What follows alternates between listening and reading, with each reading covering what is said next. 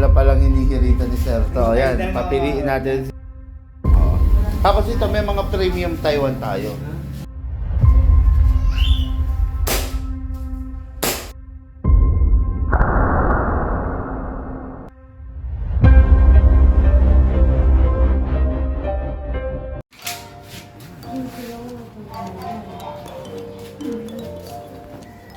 Matagal na palang hinihirita ni Sir to. Ayan, papiliin natin si Sir Nuncio. Hello, Sir. Wala yun. Hello, Sir. Sige, Sir, pili ka muna, Sir. Hindi napili ko ito. Ito yung request mo, Sir. Yung 1911 na silver. Ay, silver. Yes, Sir. Sige lang. Hawakan mo, sipatin mo, Sir. Ayan.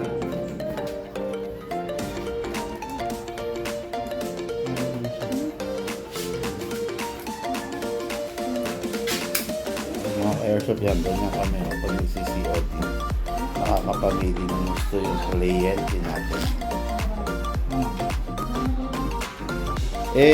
Syempre sir, ang China, budget meal. Ngayon, kaya yung naging budget meal kasi medyo low quality talaga.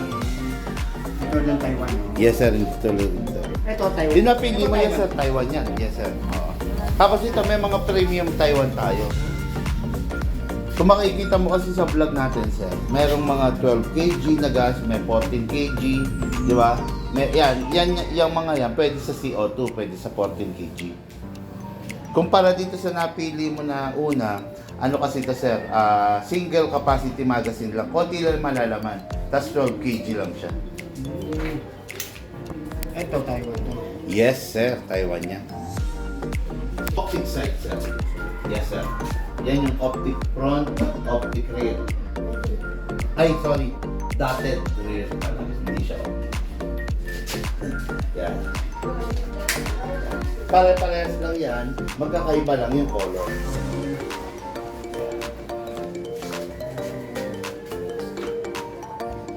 Kung gusto mo malakasan, matikas, dito ka sa mga kaigapa.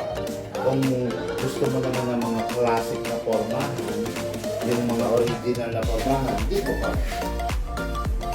Kung gusto mo ng medyo lower version, low budget, dito ka. Sabi ka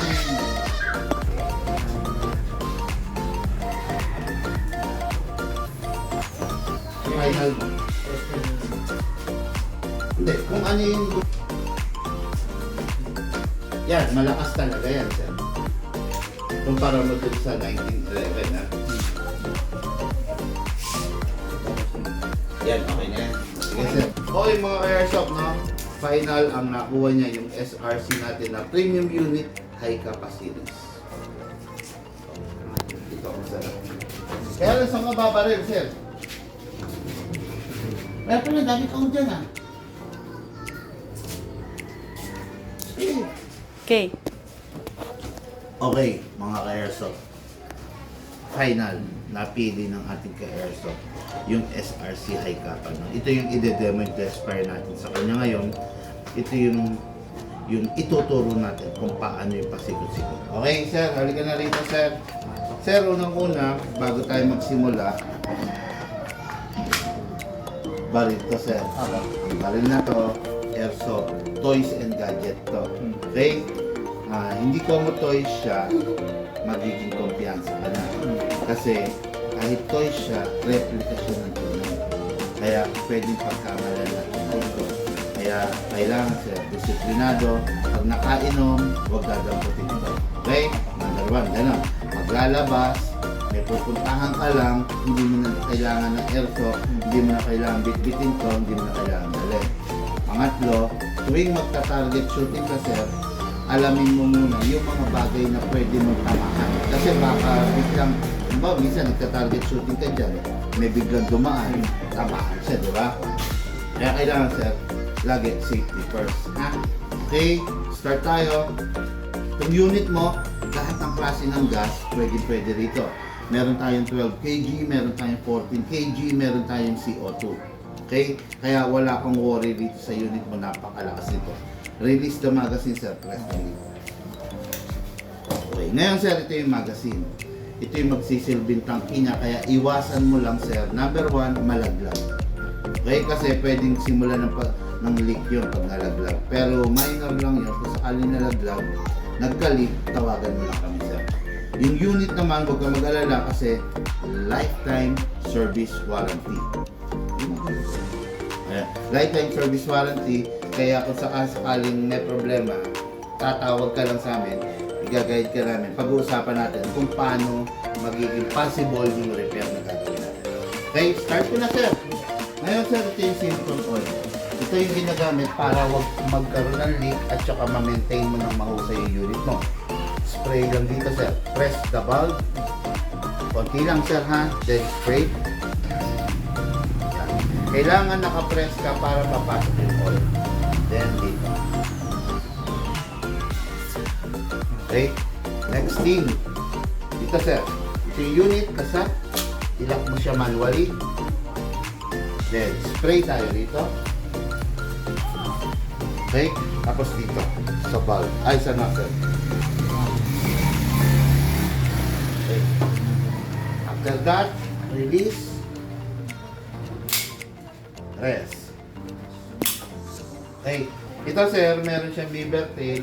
Kailangan ma-press mo yan para mag-fire siya. Pag hindi mo na-press yan, hindi mo ito mapipindot. Okay? Hindi siya mag-fire.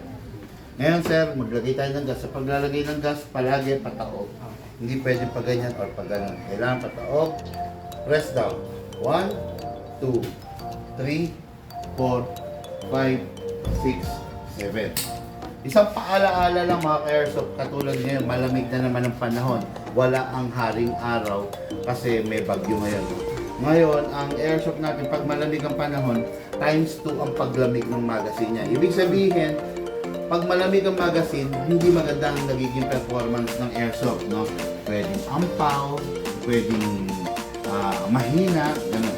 Kaya iwasan natin na maglaro pag ganito kalamig. Although, putok-putok okay lang, pero kung sakaling malamig na yung magazine mo, makaubos na yung isang magazine, malamig na siya, bago ka mag-firing ulit, medyo painitin mo muna siya. Gamit ang body temperature, makawak-hawakan mo lang, iinit yan. Ngayon, may gas na, maglalagay na tayong bala. Sa paglalagay ng bala, sir, hinahatak lang po ito. Iwasan mong mabitawan kasi pwedeng mabasag to. Ano lang to, ceramic plastic lang. Diba? Lagay mo yung right thumb mo rito para kung mabitawan mo siya, siya yung sasalo. Diba? Then dito, isushoot yung bala, sir. Ito, sir.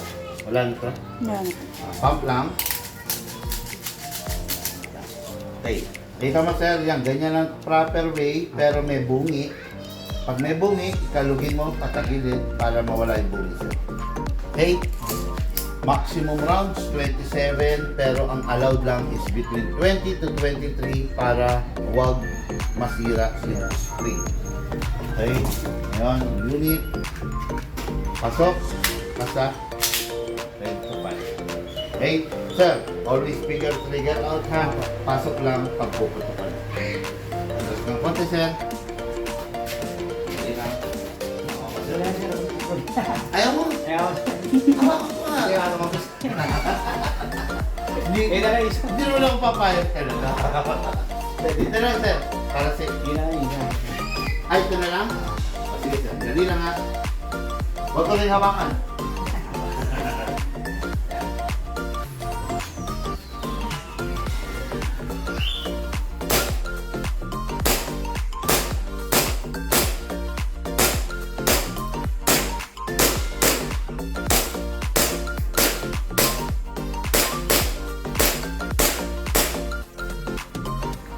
Ako muna, sir. Open bolt dahil wala ng bala. Siya nga pala mga airsoft, no? Itong unit na to upgraded na, anti-man upgraded na siya, naka-fix barrel na siya. Ayan, no? Isang paalaala lang, no? Nalilito yung iba eh. Yung fixed barrel, ini-eliminate niya yung galaw ng barrel forward and backward. Forward, ibig sabihin, paabante at saka paatras. Forward, backward, wala. Huwag niyong pinipersa ang ginaganong-ganon nyo. Kasi sideways na yan eh. Wala na, di ba? Natatawa ko rin sa mga ibang airsoft player. Masyadong ginaganon-ganon nila. Sir, may kalog, normal ba yan? Normal yan. Siyempre, sideways yan eh. Ang yung fixed barrel, doon yun sa forward and backward. Okay? Yan, sana malinaw ha.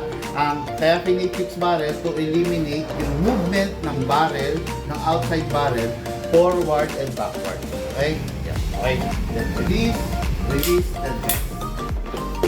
Tapos ito na, meron pa siyang tirang hangin, pasinawin natin. Press nyo. Kung matagal hindi na gagamitin. Pero kung gagamitin mo naman normally, gagamit ka ulit mamaya or bukas, kahit wag mong pasinawin. Pero pinasingaw ko ngayon para makita mo yung tama. Okay, sir? O, airsoft. Unit ng ating ka-airsoft dito sa Tower Bill. Caloocan pa ba to, sir? Bulacan. Bulacan pa rin. San Jose del Monte, Bulacan. O, yun. Tower Bill, San Jose del Monte, Bulacan. Si Sir Nuncio. Nuncio. Okay. Thank you, sir.